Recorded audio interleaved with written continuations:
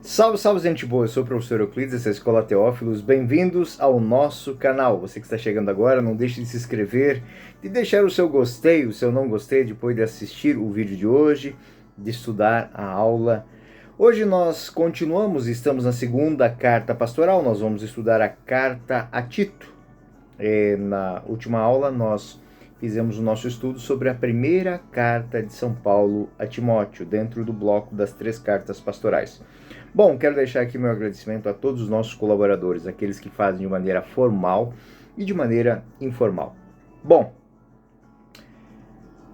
hoje nosso estudo vai focar o seu olhar sobre a carta a Tito. Quem é Tito? Bom, quem é esse destinatário dessa carta de São Paulo? Os Atos dos Apóstolos, eles nunca mencionam Tito. Tudo que nós vamos saber sobre Tito está contido em informações derivadas das cartas de São Paulo, que muitas vezes vai nomear esse discípulo que, ao que parece, era muito importante para ele. Bom, filho de pais pagãos, como nós temos essa informação em Gálatas 2, versículo 3.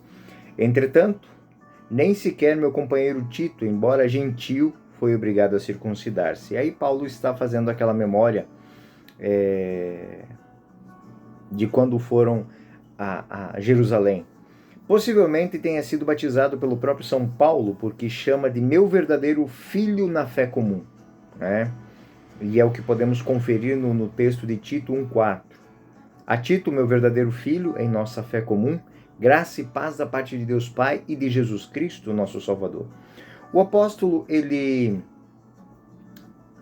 levou Tito com ele e Barnabé, mais ou menos no ano 49, quando foi a Antioquia para Jerusalém, para resolver a questão da recepção da igreja aos pagãos. Então, Tito possivelmente estava presente no Concílio de Jerusalém. Então, durante a segunda viagem missionária, ele provavelmente esteve com São Paulo em Corinto.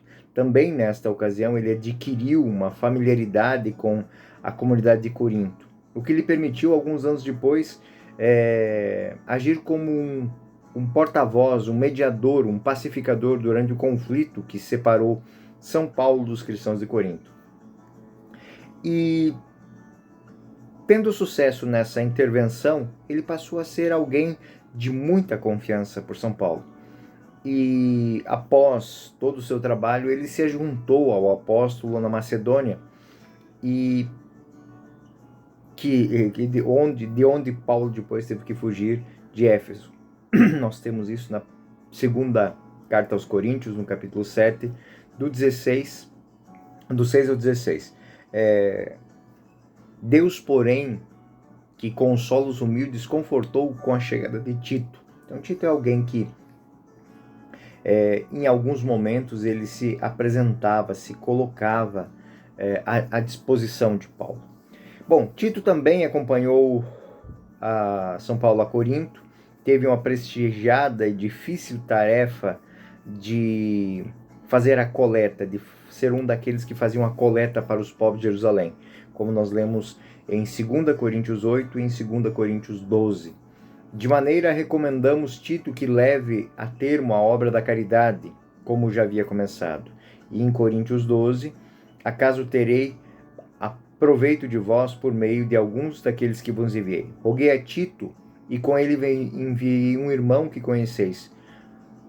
Por acaso tirou Tito de vós alguma coisa? Não andamos nós no mesmo espírito, sobre as mesmas pegadas? Então, era alguém de muita confiança. Muita confiança. Então, falando sobre esse personagem, sobre este destinatário desta carta, alguém de muita confiança, alguém que sempre acompanhou São Paulo, alguém que estava presente em toda a sua caminhada. E esses poucos traços essenciais apresentam como um homem forte, um homem generoso, um homem que agia de uma maneira, tinha um pensamento muito rápido, uma rápida intuição, era uma pessoa de uma clareza, de uma fineza e de um respeito pelas comunidades por onde passava. Um bom organizador, um homem de paz. Podemos dizer que essa é uma expressão de Tito, um construtor da paz. A partir desse momento, do momento em que Paulo é preso, não temos mais notícias sobre eles, exceto na carta que nós vamos estudar agora, ou seja, depois que ele acompanhou por Jerusalém, fez toda a coleta, ajudou a organizar algumas comunidades, ele não se apresenta mais. E aí nós entendemos por quê. Ele está à frente da comunidade de Creta. A partir disso, sabemos que São Paulo, após a sua libertação do primeiro cativeiro romano, colocou à frente da comunidade cristã de Creta, a fim de colocar ordem no que havia permanecido meio que inacabado. Então, São Paulo funda aquela comunidade, organiza aquela comunidade, mas não tem tempo de formar a liderança. E Tito é quem vai fazer isso. Tito, na carta a Tito, uma das grandes temáticas é essas diretrizes para a ordenação, para a organização dessa comunidade. Tito, capítulo 1, versículo 5. Eu te deixei em Creta para acabares de organizar tudo e estabeleceres anciãos ou presbíteros em cada cidade, de acordo com as normas que te tracei. Então, o ancião, o presbítero, é alguém que, naquela comunidade, naquele momento, ele tem um status mais elevado que em algumas outras comunidades a gente entende que é o episcopo, né? O episcopo seria um coordenador, né? E o presbítero seria um ancião, alguém que é respeitado pela comunidade. Bom, no final dessa carta, o apóstolo convida Tito a se juntar a ele em Neápolis, dizendo que enviaria Tíquico e outro para Creta para lhe dar a ajuda necessária. Como lemos em Tito 3, versículo 12. Prepara com cuidado a viagem do jurista Zenas e Apolo, de maneira que nada lhes venha a faltar. Esses dois aqui são Artema e Tíquico. Certamente Tíquico se juntou a São Paulo em Neápolis e de lá passou a Dalmácia, como se diz em 2 Timóteo 4:10, que é a carta seguinte do estudo. Demas me abandonou por amor às coisas do século presente e se foi para Tessalônica, Crescente para a Galácia, Tito para a Dalmácia. De acordo com a tradição antiga, ele morreu bispo de Creta aos 93 anos. Bom, um pouquinho da estrutura e do conteúdo da carta. Não é uma carta longa, são 3 capítulos, né? Mais ou menos uma página e um pouquinho cada capítulo. E no primeiro capítulo, do versículo 1 ao versículo 4, nada mais, nada menos que o endereço, ou seja, a carta é para Tito, e uma apresentação e uma saudação. Tito e a organização da igreja é o tema já do capítulo 1, a partir do versículo 5. Então, no versículo 5, São Paulo vai falar sobre a missão de organizar a comunidade de Creta. Depois, as qualidades dos pastores, de maneira especial, os presbiterói e os episcopoi, ou seja, os presbíteros e os bispos, ou seja, os coordenadores e os anciãos. Tito, Tito capítulo 1, versículo 10, 12, é o cuidado com os falsos doutores. Então, é uma chamada de atenção. Tanto os judaizantes quanto os sincretistas que estavam no meio da comunidade. Tito capítulo 1, 13 e 16, é um pedido para que sejam corrigidos firmemente, para que a doutrina não fique frágil. São Paulo quer que as comunidades sejam baluartes de firmeza, de doutrina sólida. E capítulo 2, Tito e a vida cristã dos fiéis. Não basta organizar a comunidade, não basta tirar os erros. Aqui a carta de Tito ela tem algo muito importante para a nossa reflexão como cristãos hoje. Ou seja, a vida cristã dos fiéis, ela deve ser exemplo de salvação, de santidade, de compromisso com a fé. Tito capítulo 2 é uma exortação ao ensino de uma doutrina eloquente, ou seja, uma doutrina que não só se manifeste por palavras, mas ela seja visível, a fé seja visível. Então o ensino é um ponto fundamental da nossa fé. E quando nós olhamos para toda a teologia da igreja, nós vemos que esse desenvolvimento, ele de fato aconteceu.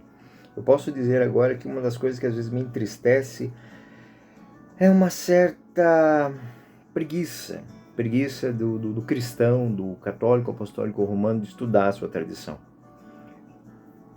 Houve um tempo em que a gente não tinha acesso ao conhecimento, a gente não tinha acesso a uma versão do catecismo, uma versão da Sagrada Escritura, ou livros de teologia, de espiritualidade, mas isso é um tempo que se passou. Hoje, na palma da mão, com um tablet, com um smartphone, a gente tem tanta informação. E eu não estou dizendo assim, aquela informação estranha que às vezes aparece aí nos sites pela vida inteira, não.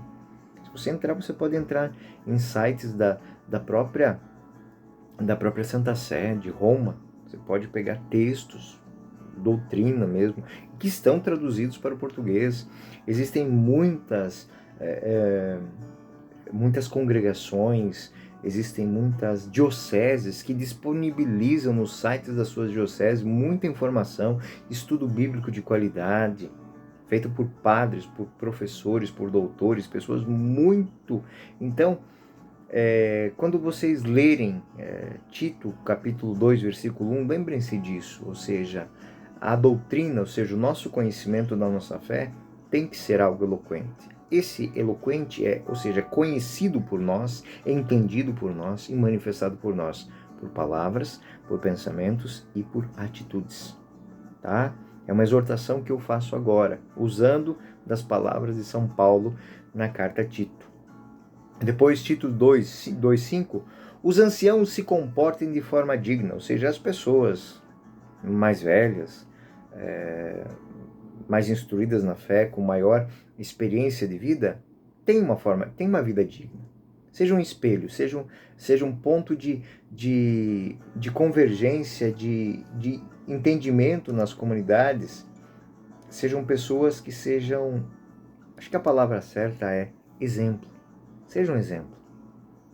Seja um exemplo.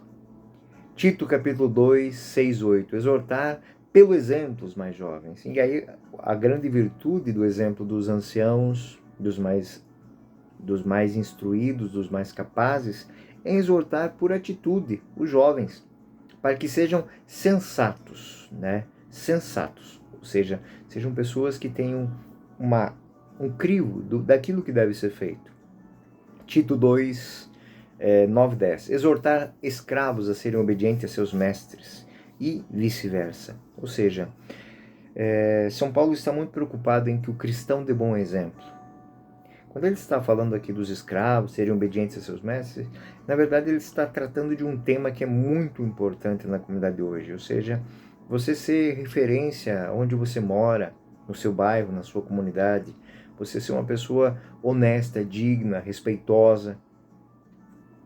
E aí entra sim a nossa vida profissional. O que fazemos na sociedade, o que fazemos nessa vida, tem sim uma importância muito grande. É uma exortação a que as pessoas vivam as suas vidas, as suas profissões com propósito. Um professor cristão, católico, apostólico, romano, tem que professar sua fé, né? Uma pessoa que professa sua fé em Cristo, lá no seu comércio, lá na sua profissão, ela tem que ser alguém diferenciada, né? Não pode ser mais um que se esconde atrás assim, mas todo mundo faz isso. Todo mundo que não conhece Cristo, todo mundo que não vive Cristo, você vive Cristo, você conhece Cristo. Se não conhece, busque conhecer. Se não, que tipo de cristão você é? A própria pergunta de Jesus, se eu não sou melhor que os pagãos, que eu não sou melhor que os gentios, então de que vale a minha fé? E não é melhor em qualidade, que tem mais dinheiro, não. É ser mais convincente, ser mais útil. É isso. Em Tito, capítulo 2, versículos 11 a 15, existe uma pequena exortação dogmática, uma fundação dogmática, ou seja, a graça de Deus que se manifesta. E aí São Paulo vai falar da bondade de Deus que se manifestou. Manifestou para a humanidade. Dado momento, Deus disse, é agora, é o tempo da transformação, o tempo da mudança. Então São Paulo está deixando isso para os cretenses e para Tito exatamente para que fizesse parte da formação. Gente, a chance que nós estamos tendo agora, muitas gerações antes de nós não tiveram. E se nós não mantivermos isso aceso, essa chama acesa, gerações que virão depois não terão. E isso aqui é uma exortação muito atual. A paganização das famílias cristãs. A paganização das famílias católicas apostólicas romanas, que já trazem para dentro do seu convívio, sem urticária, sem muita alergia, coisas extremamente incompatíveis com a fé. Incompatíveis. Sim, sim, não, não, aquele negócio é mais ou menos, cristão meia boca. Cristão meia boca não é cristão. Católico meia boca não é católico. Então, essa graça de Deus que se manifestou, ela, lembrando Santo Agostinho, eu tenho medo da graça de Deus que passa. Nós vivemos num país que tem a gente tem a liberdade de professar nossa fé. Então aproveitemos isso, vamos professar ela. Através de atitudes, de pensamentos, atitudes cotidianas, ou seja, não é porque o seu vizinho não é católico que você vai passar a perna nele. Não é porque o seu vizinho não é da sua comunidade que você vai agir de má fé com ele. Não é porque as pessoas que você encontra, você não as conhece, você não senta no mesmo banco da missa dominical com elas, que você vai ser uma pessoa desonesta com essas pessoas. Ou seja, a graça de Deus se manifesta também através de nós, das nossas atitudes, das nossas palavras, onde quer que nós estejamos. Tito, capítulo 3, versículos 1 e 2. Preparai-vos para serem submetidos aos magistrados e às autoridades. São Paulo está deixando bem claro, olha, o que vem por aí vai colocar a vossa fé à prova. Por isso, sejam honestos, sejam pessoas benquistas pela sociedade. Se preparem para dar razões de vossa fé. Preparar para serem submetidos aos magistrados e às autoridades. Tito 3, 8. Cristãos foram justificados e feitos herdeiros da vida, então não devemos temer a morte, não devemos temer o sofrimento, a dor, a fome, as cadeias, não. Nós somos herdeiros da vida eterna. O que nós fazemos aqui ecoa na eternidade. Então temos que fazer da melhor maneira possível. Tito 3, 9 e 11. Uma exortação a guardar-se de perguntas bobas e fúteis. O ambiente filosófico, o ambiente intelectual de Creta era um lugar muito interessante. Ali estavam surgindo as mais variadas correntes de pensamento, algumas delas extremamente perniciosas para a fé cristã. E aí São Paulo está dizendo o seguinte: foquem o seu ensinamento, o seu tempo de estudo, às coisas de Deus. Não fiquem se deixando divagar por coisas fúteis e bobas. Isso talvez é um dos problemas da humanidade, desde que a humanidade é humanidade. Ou seja, existem pessoas que no seu ócio ficam com diletantismos, ou seja, se questionando sobre coisas do ar, do mar, do vento, e que não vão acrescentar nada na vida das pessoas, mas ocupam o tempo. E tem pessoas que não têm nada para fazer, se ocupam com essas coisas. E pessoas que se ocupam simplesmente em questionar a vida dos outros, questionar a fé dos outros, questionar a vivência moral dos outros. E São Paulo está dizendo aqui, para Tito exortar a sua comunidade de Creta: não percam tempo com isso. Viva a sua vida. Aqui é o eco da palavra de Jesus: não joguem pérolas aos porcos. Pessoas que querem conhecer a fé cristã, vivam a fé cristã, se deixem tocar por ela. Mas nós não percamos o nosso tempo simplesmente em diletantismo com gente que não quer mudar nem para a esquerda nem para a direita. É aquela tal espécie que quando chega no fundo do poço não olha para cima. Um padre amigo meu disse: eu rezo para que aqueles que têm problemas com com os vícios, cheguem ao fundo do poço, que no fundo do poço é um local onde as pessoas podem se levantar. Mas ele dizia que existe ainda uma espécie terrível, que ela chega no fundo do poço e ela não olha para cima, ela olha para a esquerda e para a direita. Para onde é que ela vai continuar cavando? Isso é muito complicado. Então São Paulo vai dar exortações a que os cristãos não percam tempo com coisas fúteis. Não percam o seu tempo. O tempo é breve, a vida urge, e a gente não pode perder tempo com coisas que não nos levam a lugar algum, andando em círculos, como o cão que tenta pegar o próprio rabo. Tito 3, 12 e 14. Recomendações práticas. Então, ele está dizendo o que Tito tem que fazer, e dizendo o que ele vai fazer, ou para onde ele vai, quais são os seus projetos. E o último versículo, a segunda parte do versículo 15, ele vai dar as saudações e vai fazer uma bênção final. O conteúdo da carta é muito semelhante a 1 Timóteo. Embora seja uma carta mais curta, ele trata os mesmos tópicos que foram tratados em 1 Timóteo. E da mesma forma, é com o mesmo estilo, né? Ele está falando dentro da mesma ordenação. No entanto, por existirem dentro da comunidade de Creta já desvios doutrinários, e não na mesma intensidade que tem na comunidade de Timóteo, ele fala, né? Ele faz uma exortação muito específica a não perderem tempo e corrigirem as doutrinas erradas, os falsos doutores, né? Em primeiro lugar, São Paulo convida os discípulos o discípulo Tito a organizar bem a sua comunidade, colocando à frente das comunidades sábios virtuosos, né? Em cada cidade, Tito deve estabelecer os chefes de família, os presbíteros. Em cada cidade, em cada comunidade da região, ele deve colocar alguém à frente. Isso nós vamos ver em Tito 1, 6, 9. Também é importante a tarefa de ensinar. O teu ensinamento, porém, seja conforme a sã doutrina. Ou seja, ele tem a missão de formar e educar para a vida moral todas as categorias de cristãos.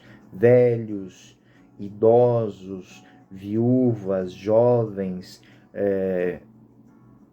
crianças, escravos, senhores, todos devem receber uma educação. E o centro das várias exortações existe um fragmento dogmático, como já lhes disse. Ou seja, ele vai falar da manifestação de Deus. Manifestação de Deus que é fonte de graças e de bênçãos. Então, capítulo 2, versículos 11 a 14. Manifestou-se com efeito a graça de Deus, fonte de salvação a todos os homens. Veio para ensinar a renunciar à impiedade, às paixões mundanas e a viver neste mundo toda sobriedade, justiça e piedade. Na expectativa de nossa esperança feliz, a aparição gloriosa do grande Deus Salvador Jesus Cristo, que entregou-se por nós a fim de nos resgatar de toda iniquidade e nos purificar e nos constituir seu povo de predileção, zelosos na prática do bem. Povo de predileção, zelosos na prática do bem. Quer ser amado? Seja zeloso. Quer ser reconhecido? Pratique o bem. Isso serve para a vida. Tito deve ensinar, então, essa doutrina sã e fazer isso com autoridade, mas não aquela autoridade a mano militar. Não, a autoridade de quem vive aquilo. Os conselhos morais do apóstolo se aplicam primeiramente ao seu pastor maior. Ou seja, Deus nos dá graça de uma maneira bondosa, e esse poder que nos é dado através dessa graça deve ser partilhado de uma maneira grata. A melhor maneira de você ensinar alguém é um exemplo, um bom exemplo, e São Paulo vai deixar isso bem, bem claro. Essa manifestação de Deus, da bondade de Deus, está em Tito capítulo 3, versículos 4 a 7. Manifestou-se a bondade de Deus, não por causa de obras de justiça, né? Mas por virtude da misericórdia, né? E essa graça nos foi concedida de maneira abundante, para que a justificação obtida na graça nos torne esperança e herdeiros da vida eterna. Então, o cristão, agindo bem, ele leva a esperança às pessoas. Ele leva uma sanidade espiritual às pessoas. Em meio a tanto desespero, a tanta dor, a tanto sofrimento, o cristão deve ser chamado, acima de tudo, a ser um baluarte de esperança, né? E é o que esse baluarte da esperança é muito bonito, porque no último versículo São Paulo vai dizer uma coisa que tem que ser bem entendida. Todos os que estão comigo te saúdam. Saúdam todos aqueles que nos amam na fé. A graça esteja com todos vós. Ou seja, o cristão, a maior ambição do cristão é amar e ser amado. Amar e ser respeitado, mas não ser respeitado pelo que tem, não por aquilo que deixa de bom no coração das pessoas. É uma gratidão extremamente diferente essa. Gratidão não é por um pedaço de pão que foi dado, não é por um pedaço de terra que foi doado, não é mas é por algo que, mesmo que eu perca o pão, mesmo que eu perca a terra, continua dentro de mim. São valores. Quem foram as pessoas que te converteram? Quem foram as pessoas que te ensinaram a fé? Quem foram as pessoas que te ensinaram os valores, os bons valores? Você é um construtor de valores? Você é um publicador desta boa nova de atitudes? É uma pergunta que nós temos que fazer. Bom, peculiaridades dessa carta. Peculiaridades quanto ao estilo. Bom, a principal característica destacada por alguns estudiosos acerca da carta ao Tito é um gênero fluente, é um gênero rápido, ou seja, São Paulo está falando com Tito como se estivesse falando com todos. E Tito e quem recebe a carta, ele entende que aquilo não é uma coisa para ser vivida por mim somente, mas é por todos. Mas que a vivência em todos depende de mim. É algo muito bonito. Um estudo um pouquinho mais acurado da carta vai mostrar que São Paulo, ele fala a um grupo de pessoas, ele está focado a um grupo de pessoas que vivem ali. Exatamente por isso que há uma distinção a maneira com que ele fala em Timóteo de episcopos e diáconos e depois de presbíteros, que na verdade ele nem cita, e aqui ele usa presbíteros, porque ele sabe que as pessoas mais respeitadas na comunidade de Creta são os anciãos. Então os anciãos têm que ser as pessoas escolhidas para estar à frente das comunidades. Claro, terão os episcopos, aqueles que são os coordenadores desta ação, mas as pessoas mais importantes para aquela cultura são os padres, são os presbíteros. É interessante isso. A peculiaridade é que ele adequa nessa carta nós notamos que São Paulo ele está falando tão vivazmente sobre um assunto que ele não tenta cunhar um conceito. Ele não está preocupado em fazer a estrutura tripartite da igreja que nós temos hoje, bispos, presbíteros e diáconos. Não, ele está querendo ser entendido por aquelas pessoas. Ele sabe exatamente quem são as pessoas que têm mais autoridade naquela comunidade, os presbíteros, os anciãos. Por isso, nós podemos dizer que essa maneira que ele vai usar em 1 Timóteo, em Tito, faz com que exista uma uniformidade dentro da maneira de se expressar das cartas pastorais. Bom, se a gente pudesse fazer uma pequena síntese doutrinária, até porque é uma carta pequena, uma carta pequenininha, mas ela tem um grande peso para a estruturação da vida cristã, principalmente nesse tocante. Aqui é citado um tripé: educação, testemunho e oração. Bem instruídos, testemunhando a fé, vivendo a fé. Que uma fé que é só estudada, ela é diletante, ela não serve para nada. Mas estudar e viver, conhecer e viver, e depois rezar. Saber que a graça de Deus se manifesta em quem mais encontra os valores, o conhecimento, em quem mais testemunha.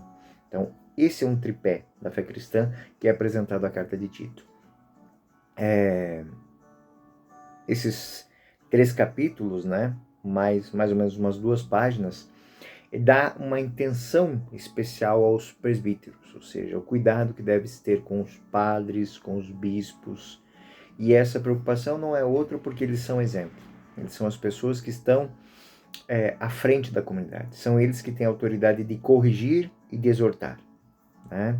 Se eu corrijo, eu exorto também. Por quê? Porque a fidelidade, a pureza, ela não depende simplesmente de conhecimento, mas de atitudes que manifestam esta fé, essa coerência com aquilo que eu conheço, estudo e prego. Do ponto de vista teológico, é uma obra muito boa porque vai falar de que o cristão é um instrumento de salvação. O cristão, ele é munido dos dons da graça e ele manifesta ao mundo a salvação. Onde está o cristão, ali está Cristo. E quanto melhor for o cristão, mais visível é o Cristo nele. Aquela expressão de São Paulo, já não sou eu que vivo, é Cristo que vive em mim, ela se expande agora. Então, cada cristão deveria bater no peito. Já não sou eu que vivo, é Cristo que vive em mim. Nas comunidades diz assim, a nossa comunidade é corpo de Cristo, onde Cristo é a cabeça, né? Bom, essa foi a temática da carta, desse nosso estudo hoje sobre a carta de São Paulo a Tito, né? Então, no próximo estudo nós faremos uma leitura, um entendimento sobre a segunda carta a Timóteo. Bom, paz e bem, até a próxima, fiquem com Deus. Eu sou o professor Euclides, essa é a Escola Teófilos, bem-vindos ao nosso canal. Nos encontramos no próximo vídeo. Paz e bem.